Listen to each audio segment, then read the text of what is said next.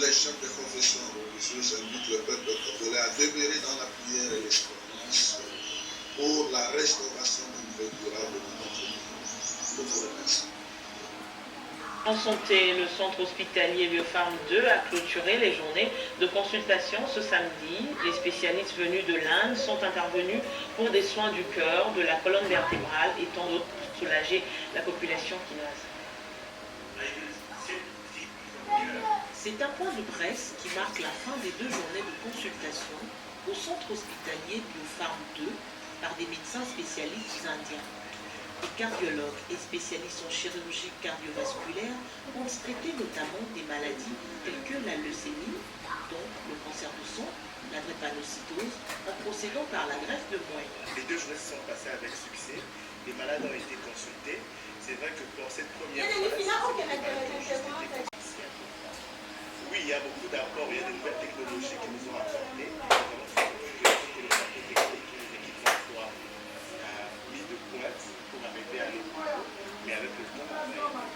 Le centre médical et social Biopharm 2, par cette initiative, non la dernière, le centre médical et social Biopharm 2 compte soulager un tant soit peu, avec des prix très abordables et un soin de qualité, les problèmes de santé des populations congolaises. 54 personnes avaient perdu la vie à la suite des inondations du 25 et 26 novembre à Kinshasa. Le gouvernement a procédera à l'organisation des funérailles dont il avait pris la charge ce lundi 13 janvier. C'est à l'issue d'une importante réunion présidée par le vice-ministre de l'Intérieur, Innocent Bokele, à son cabinet de travail. Ces images des inondations du 26 novembre 2019 à Kinshasa ont fait la une des réseaux sociaux. Les dégâts matériels sont énormes. Plusieurs familles ont perdu leur maison et l'on déplore 54 morts. Les obsèques des victimes seront organisées le lundi 13 janvier. Les corps seront exposés au camp PM à Matadi-Kibala dans la commune de Mongafula et l'inhumation interviendra le même jour au cimetière de Mbente-Kefuti. Toutes ces précisions ont été données à l'issue de la réunion des préparatifs des obsèques présidée par le vice-ministre de l'Intérieur, Innocent Bokele, avec tous les partenaires de l'Hôtel des Villes et les bourgmestres des communes concernées. Nous avons réuni les conditions. Au moment où nous parlons, il y a eu des sous-commissions qui travaillent au niveau de l'ECP. Il y a eu des sous-commissions qui préparent quand même le Kibala, il y en a qui travaillent là-bas. Il est demandé aux familles éplorées de se présenter en face de l'Assemblée nationale sur le boulevard Triomphal le lundi 13 janvier à 7h pour prendre les bus qui seront mis à leur disposition. Rendons-nous à présent au Congo central. La fondation Kipa Vita a réuni tous les Né-Congo de Kinshasa pour réfléchir sur la crise entre le gouvernorat et l'Assemblée provinciale et qui freine le développement de cette partie du pays. En présence du président de l'Assemblée provinciale, les participants Né-Congo ont proposé des voies de sortie de cette crise. C'est à Kipwanza où les notables Né-Congo composés des professeurs, avocats, anciens membres du gouvernement et autres dignitaires ont appris du président de l'Assemblée provinciale du Congo central, Matousila, le vrai problème qui existe entre les 2 organes, à savoir l'Assemblée provinciale et l'exécutif de la province. Il faut qu'on le dise. Moi, je souhaiterais qu'on fasse ce débat-là. Parce qu'en principe, lorsque nous prenons une décision, c'est une démocratie qui est balbutiante, mais qui va grandir. Au début, il y a des erreurs, mais finalement, après, la culture démocratique va s'enraciner dans chacun de nous. Qu'on nous laisse faire notre démocratie. Les voies des recours sont là, et je pense, dans la législature passée, il y a des gouverneurs qui ont été réhabilités. Tour à tour, les participants ont pris la parole pour proposer au président de l'Assemblée provinciale des voies légales de sortie de crise. Le Kinzondi, c'est une culture où nous nous retrouvons pour manifester l'unité. Parce que comme vous savez, il y a des défis qu'on ne peut relever que lorsque l'on est unis. Nous avons été suffisamment éclairés et nous avons apporté au président tout le soutien qu'il lui faut parce que la province ne peut jamais tomber dans le culte de l'immoralité. Le but de cette rencontre est de pouvoir montrer à la face du monde l'unité des fils et filles du Congo central déterminés à raffermir ses liens et à voir décoller sa province. En sport, ce dimanche, en Coupe de la Confédération, le Daring Club Motema Pembe va recevoir Renaissance de Berkane du Maroc au Stade des Martyrs, toujours dans le cadre de cette 4e journée. Rappelons-le, lors de la manche aller, Renaissance avait battu DCMP au Maroc sur la note de 3-0. Et hier, en 4e journée des interclubs de l'ACAF en Ligue, l'ASV Club n'a pas pu faire mieux à domicile face à l'Espérance de Tunis. L'équipe tinoise a été battue par 2-0. Et quelques heures plus tôt, à Lubumbashi, ça a été plutôt une note de satisfaction pour le tout-puissant Mazembe qui file en quart de finale grâce à une victoire face à Primeiro d'Agosto d'Angola par 2-1. Déjà plutôt lors de la manche à Amanda, Mabulolo, c'est lui qui allume la première mèche à la 8e minute au stade de la Tamalundo, à l'avantage des Primeiro d'Agosto d'Angola. C'est à cette période que les locaux vont réagir d'abord à la 59e minute avec Shingo Wakubanza. Ce dernier sera imité par Jackson Moleika, 9 minutes.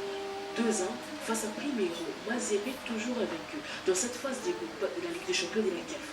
Avec désormais 10 points, Mazembe file en quart de que soit l'issue de 2 derniers matchs de cette étape de la compétition. Si la fête a été totale à Lubumbashi, ça n'a pas été le cas à Kinshasa avec une soirée sombre pour les Vétlubiens. Après le nul de 0 but partout en Tunisie face à l'Espérance de Tunis, à la maison, l'SV Club a broyé du noir devant le double ténor du titre. 2-0, c'est le score au stade des Martyrs de la Pente-Noire. Avec un petit point de la JBC, V-Club ne peut plus espérer pour la suite du marathon. C'est la fin de ce journal. Madame, Monsieur, voici le rappel des titres. Visite de réconfort et de soutien du chef de l'État Félix Tshisekedi samedi 11 janvier aux 28 policiers blessés lors des heurts qui ont éclaté en début de semaine à l'université de Kinshasa avec les étudiants. Lancement par l'armée à Béni des travaux de réhabilitation de la route Mbao-Kamango. C'est une route de desserte agricole qui mène aussi vers Madina, une grande base des ADEF déjà passée aux mains des FRDC. Et ce dimanche, en Coupe de la Confédération, le Daring Club Motema Pembe, Renaissance de Berkane du Maroc au stade des Martyrs, toujours dans le cadre de cette 4e journée. Rappelons-le, lors de la manche aller, Renaissance avait battu DCMP au Maroc sur la note de 3-0.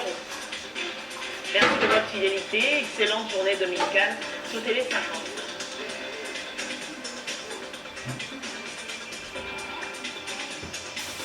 Lutte contre le colonialisme. Le chapitre 1 à 3 examine la période coloniale avec accent sur la domination impérialiste et la résistance africaine au colonialisme comme système d'exploitation économique, de répression politique et d'oppression culturelle.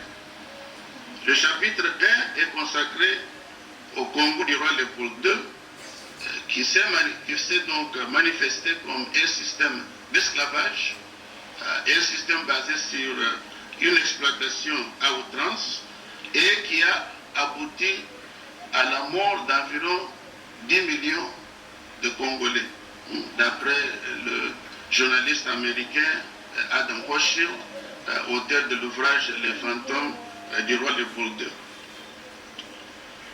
Ce système a été suivi par le colonialisme belge, qui fait partie du chapitre 2, et ce colonialisme était plus ou moins une deuxième période du système colonial, parce que la première étant celle de Léopold II, et malgré le fait que la violence a été plus ou moins réduite, c'est un système d'exploitation et qui a aussi causé beaucoup de ravages au sein de la société congolaise.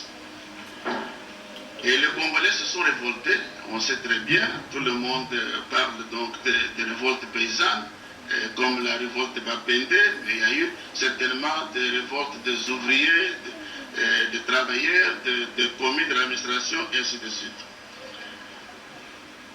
Troisième chapitre porte sur le nationalisme africain et la lutte pour l'indépendance. Ici, je montre comment les différentes classes sociales de la société congolaise se sont mobilisées, chacune suivant donc ses propres doléances et griefs contre le système colonial, pour enfin créer une alliance nationale pour l'indépendance. La deuxième partie du livre consiste donc d'une analyse des luttes contre le néocolonialisme. Le chapitre 4 à 7 couvre la crise de la décolonisation ensemble avec la contre-révolution au Katanga et au Sud Kasaï, ainsi que l'ascension de Mobutu au pouvoir dictatorial et personnel. Je parle de contre-révolution. Ici, j'emprunte donc la terminologie utilisée par le sociologue suisse Jean Ziegler, qui a publié un petit ouvrage qui est très très intéressant en 62 intitulé La contre-révolution en Afrique. Qu'est-ce que Ziegler nous raconte dans cet ouvrage? Il dit que la révolution nationale en Afrique s'est butée contre un mur en Afrique centrale et australe. Et qu'est-ce que c'était donc ce mur? C'était un mur construit par les entreprises minières, les colons blancs et leurs alliés dans les cercles conservateurs de l'Amérique du Nord et de l'Europe, notamment aux États-Unis d'Amérique et en Grande-Bretagne, certainement aussi en France et en Belgique. Par exemple, le Labi Katangé, qui avait des soutiens très très solides au Sénat américain et parmi des généraux retraités en Grande-Bretagne. Donc c'est cette contre-révolution qui a joué un grand rôle dans la chute et l'assassinat de Patrice Lumumba. Donc l'assassinat de Lumumba et la consolidation du néocolonialisme à travers le groupe Tembiza donnèrent naissance au mouvement de la seconde indépendance, dont Pierre Moulélé était le porte-étendard. Donc le chapitre 4 examine la crise congolaise dans tous ses aspects et la contre-révolution en Afrique centrale. Le chapitre 5 est consacré à Patrice Lumumba et la lutte pour l'unité et la souveraineté nationale. Le chapitre 6 à Pierre Moulélé et le mouvement pour la seconde indépendance. Et le chapitre 7 à l'analyse de la dictature néocoloniale de Mobutu Sese Seko. Parlant du mouvement pour la seconde indépendance, j'ai eu une expérience intéressante au Nigeria. Et un jour, j'assistais à un séminaire organisé par l'Institut des relations internationales du gouvernement nigérien, qui est basé à Lagos, mais qui a tenu le séminaire à Abuja. Alors, il y a un des jeunes chercheurs de l'Institut qui dit que, ah oui, nous devons à un éminent universitaire congolais un concept extrêmement intéressant pour comprendre les luttes des peuples africains. Le concept de la seconde indépendance. J'ai soulevé ma main pour dire que pardon, ce n'est pas moi l'auteur de ce concept. C'est un concept du peuple congolais. Les paysans de Bandundu ont créé ce concept appelé la deuxième indépendance. Donc le concept de seconde indépendance, ce n'est pas un concept créé par un intellectuel professionnel. C'est créé par les intellectuels organiques du peuple. Comme Antonio Gramsci l'a très bien dit, que toutes les classes sociales ont leurs propres intellectuels. Et nos paysans ont des intellectuels. Ces intellectuels ont fait une analyse impeccable de la décolonisation, disant que pendant la campagne électorale du mois de mai 60, les politiciens nous ont tout promis. Ils nous ont promis donc l'accès gratuit à l'éducation, à la santé, de meilleurs prix pour les produits agricoles, de meilleurs salaires, de meilleurs emplois, tout. Mais l'indépendance, qu'est-ce qu'on voit? Ce sont ces politiciens qui sont allés occuper les grandes villas qu'occupaient les Blancs. Et de conduire non seulement les voitures que les Belges conduisaient, mais aussi de grosses bagnoles venues des États-Unis, les Cadillacs. Et ils ont continué à réprimer la population avec la gendarmerie et la police, comme les Belges le faisaient avant eux. Et donc, bien même qu'ils sont noirs en peau, ce sont des nouveaux blancs. Et ce qu'ils racontent, c'est toujours des mensonges. Donc, leurs promesses ne sont que des mensonges. Et donc, l'indépendance, la première indépendance ayant échoué, ce qu'il nous faut, c'est quoi? C'est la deuxième indépendance. La seconde indépendance. Cette analyse est pratiquement la même analyse que le grand intellectuel africain Amilcar Cabral fait de la décolonisation.